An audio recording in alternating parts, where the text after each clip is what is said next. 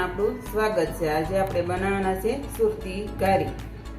સૌપ્રથમ 50 ગ્રામ આપણે પિસ્તા લેવાના છે, એને આપણે ખાંડી લઈએ। આપણા પિસ્તા ક્રશ થઈને રેડી થઈ ગયા છે, તો આપણે હવે માવો શેકી લઈએ। સૌપ્રથમ આપણે 200 ગ્રામ માવો ખમણી લેવાનો છે।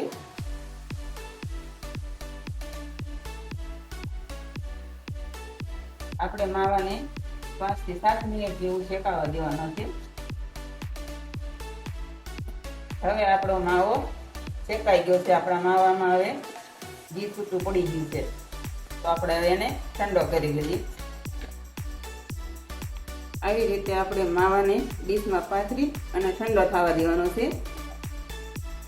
ત્યાં સુધીમાં આપણે ચણાનો લોટ શેકી લઈએ। આપણે 2 થી 3 ચમચી જેટલું ઘી લીધું છે, એમાં આપણે 3 થી 4 ચમચી ચણાનો લોટ લેવાનો છે।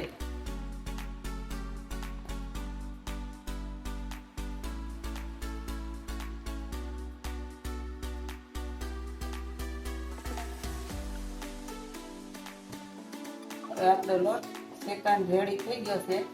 હવે આપણે આમાં ક્રશ કરેલા પિસ્તા નાખી દઈએ। આપણે 10 થી 12 બદામના દાણા ખાંડીને લઈ લીધેલા છે।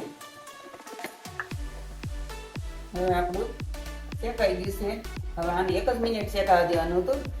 હવે આપણે આ માવાની અંદર એડ કરી દઈએ।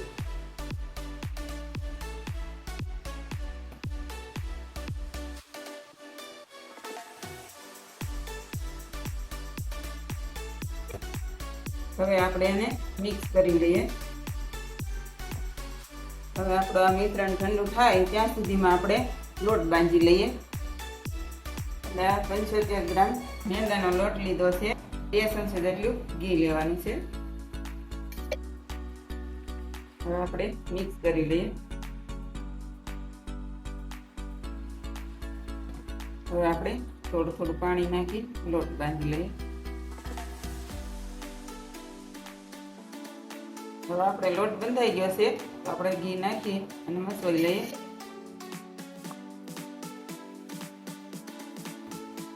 આપણો લોટ બંધાઈને રેડી થઈ ગયો છે, તો હવે આપણે માવાની અંદર ખાંડ મિક્સ કરી દઈએ। મેં 100 ગ્રામ ખાંડ લીધી છે, ચમચી એલચીનો ભૂકો। હવે આપણે હાથથી મિક્સ કરી દઈએ। હવે આપણે આ માવાની આવી રીતે ઘારી વાળી લઈએ।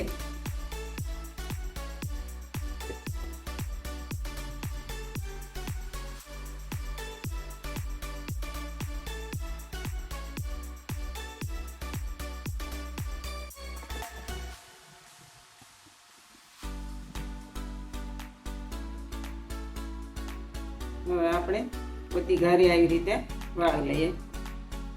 હવે આપણે ઘારી વળાઈને તૈયાર થઈ ગઈ છે, તો આપણે ઘારી માટે પૂરી વણી લઈએ।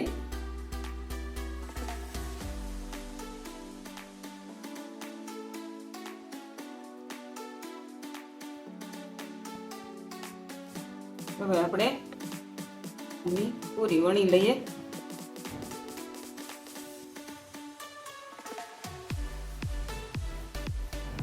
આપણે આવી રીતે એકદમ પતલી પૂરી વણવાની છે। હવે આપણે આને આવી રીતે મૂકી અને પેક કરી લઈએ।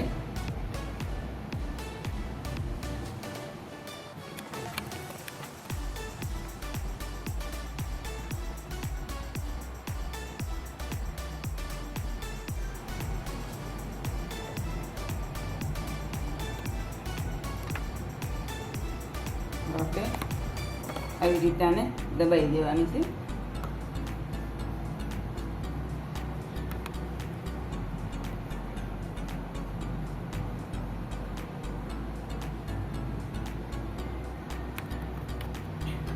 આવી રીતે આપણે બધી ઘારી તૈયાર કરી લઈએ। હવે આપણી ઘારી રેડી થઈ ગઈ છે, તો આપણે તળી લઈએ। હવે આપણે ઘી ગરમ કરવા મૂકી દઈએ। હવે આપણું ઘી ગરમ થઈ ગયું છે, તો આપણે ઘારી તળી લઈએ।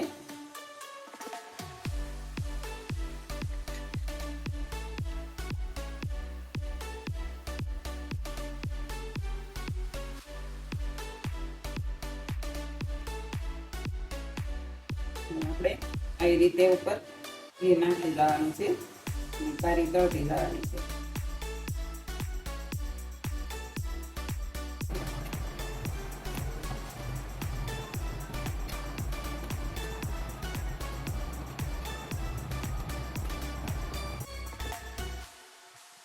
હવે આપણી ઘારી તળાઈ ગઈ છે તો આપણે ડીશમાં કાઢી લઈએ. આપણી ઘારી તળાઈને રેડી થઈ ગઈ છે તો આપણે એને થોડી વાર ઠંડી થવા દઈએ. હવે આપણે ઘીની અંદર 2 ચમચી દળેલી ખાંડ નાખી દઈએ.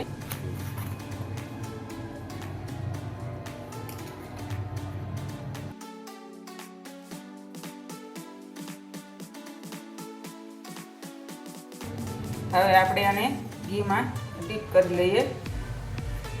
બધી બાજુ ઘી લાગી જાય એ રીતે બધી જ ઘારી તૈયાર કરી લઈએ. હવે આપણે આને પિસ્તાથી ગાર્નિશિંગ કરી દઈએ.